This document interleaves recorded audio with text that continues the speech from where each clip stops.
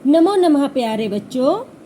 ये है हमारी श्रृंखला शब्दरूप वाली में अगली वीडियो। आज हम अपनी इस वीडियो में पढ़ेंगे बालक अकारांत पुल्लिंग शब्द। ठीक है, अकारांत में हम बालक रूप पढ़ेंगे। चलिए शुरू करते हैं। विभक्तियां मैं आपको पहले भी बता चुकी हूँ। एक से प्रथमा विभक्ति से संबोधन तक हमारी विभक्तियां होती हैं। 3 वचनों में होता है, एक वचन, द्विवचन और बहुवचन। शुरू करते हैं। बालकः बालकौ बालकाः, बालकं बालकौ बालकान्, बालकेन बालकाभ्यां बालकैः, बालकाय बालकाभ्यां बालकेभ्यः, बालकात् बालकाभ्यां बालकेभ्यः, बालकस्य बालकयोः बालकानां, बालके बालकयोः बालकेषु, हे बालक हे बालकौ हे बालकाः। ये है हमारा बालक शब्द रूप। और कौन सा? पुल्लिंग अकारांत।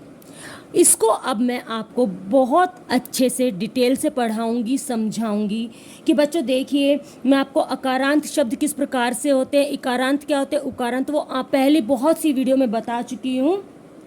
और मैं इसके डिस्क्रिप्शन बॉक्स में उनके लिंक भी दे दूंगी।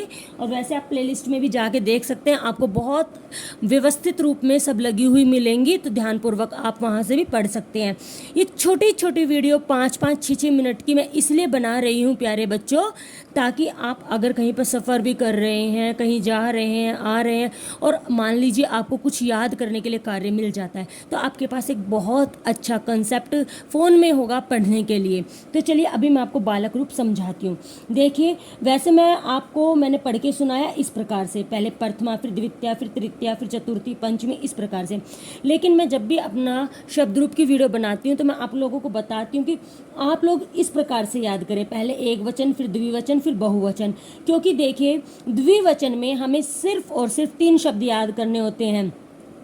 बालकौ, हे बालकौ, जो हमारा प्रथमा द्वितीया में होता है वही हमारा संबोधन में आता है। जो हमारी तृतीया में होता है वही चतुर्थी में होता है, वही पंचमी में होता है। बालकाभ्याम, ये शब्द तृतीया, चतुर्थी, पंचमी, ये बच्चे ऐसे हैं, कोई भी विभक्ति हो, कोई भी तृतीया, चतुर्थी, पंचमी विभक्ति हो, द्विवचन हो, कोई भी शब्द हो, भयाम से ही बनेगा।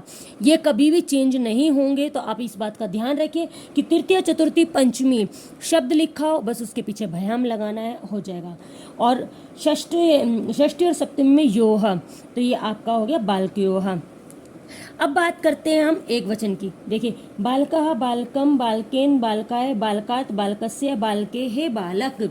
बहुत ही सरल रूप में मैं आपको पढ़ा रही हूँ ताकि आपको बहुत अच्छे से सब कुछ याद हो जाए। तो बच्चे इसी प्रकार से अगर आप मेरे साथ 2 बारी पढ़ेंगे तो आपको याद हो जाएगा। चलिए शुरू करते हैं, बोलते हैं। बालकः बालकम बालकेन बालकाय बालकात बालकस्य बालके बालकाः। अगर आपको याद करने में इस प्रकार से कठिनाई हो रही है तो आप 4-4 करके भी याद कर सकते हैं। हम एक वचन को 4-4 करके याद कर सकते हैं। किस प्रकार से? पहले चारों को हम एक साथ पढ़ेंगे, बाद के चारों को हम एक साथ पढ़ेंगे। देखिए शुरू करते हैं। बालकः बालकम बालकेन बालकाय, बालकः बालकम बालकेन बालकाय, बालकः बालकम बालकेन बालकाय। फिर आगे वाले 4, बालकात बालकस्य बालके, हे बालक, बालकात बालकस्य बालके, हे बालक, बालकात बालकस्य बालके, हे बालक। बच्चे जब हम पढ़ते थे, या जो मेरे गुरुजी हैं, वो अभी भी जब मैं पढ़ती हूँ तो मैं उनके ही तरीके से पढ़ती हूँ। आपको पढ़ करके एक बारी सुनाती हूँ। बालका बालकम बालकेन बालकाय, बालकात बालकस्य बालके, हे बालक। इस प्रकार से क्या होता है, बच्चों को संगीत बहुत जल्दी याद होता है। तो संगीत के रूप में जब आप इन्हें पढ़ते हैं तो आप बहुत अच्छे से इन्हें याद कर पाते हैं। बात करेंगे बहुवचन की। बहुवचनम, बालकाः बालकान बालकई। ये देखिए, आपको यहाँ तक इसको याद करना है। फिर ये 2 एक साथ याद करने हैं, उसके बाद ये 2 एक साथ। और जो आपका प्रथमा में होता है वही आपका फिर संबोधन में आ जाता है। तो शुरू करते हैं। बालकाः बालकान बालकैः, बालकेभ्यः बालकेभ्यः, बालकानां बालकेषु, हे बालकाः, बालकाः बालकान बालकैः, बालकेभ्यः बालकेभ्यः, बालकानां बालकेषु, हे बालकाः। इच्छा आपकी है बच्चों, मेहनत आपकी है, मैं सिर्फ आपको मार्ग दिखा सकती हूँ और मार्ग ही दिखा रही हूँ कि आप इस प्रकार से भी याद कर सकते हैं और इस प्रकार से भी याद कर सकते हैं। लेकिन हाँ, शब्द रूप, धातु रूप ऐसी चीज़ें होती हैं जिनको हमें प्रतिदिन एक बार पढ़ लेना चाहिए, किसी भी एक रूप को उठा करके, जिससे हमारी वो आदत में, बोलने में और उनका प्रयोग करने में वो बने रहते हैं। इनका प्रयोग हम कैसे करते हैं, देखिए मैं ये भी आपको एक बारी बता देती हूँ। मैंने अपनी पहली वीडियो में ही बताया था कि अगर हम इनको कारकों से जोड़कर पढ़ेंगे तो बहुत आसानी से हम इनको याद कर पाएंगे। कि प्रथमा विभक्ति होती है जो, वो कर्ता के लिए प्रयोग में होती है, कर्ता। दूसरी जो होती है कर्म के लिए, तीसरी जो होती है करण के लिए।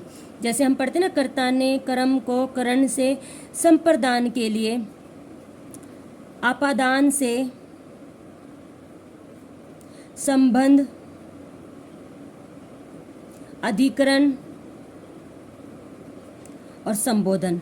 इनके चिन्ह जो होते हैं, जैसे कर्ता ने कर्म को करण से के द्वारा, संप्रदान के लिए, आपादान से अलग होना, संबंध का के की ना ने नी रा रे री, अधिकरण में पर, और संबोधन हे हो अरे, हे भो अरे।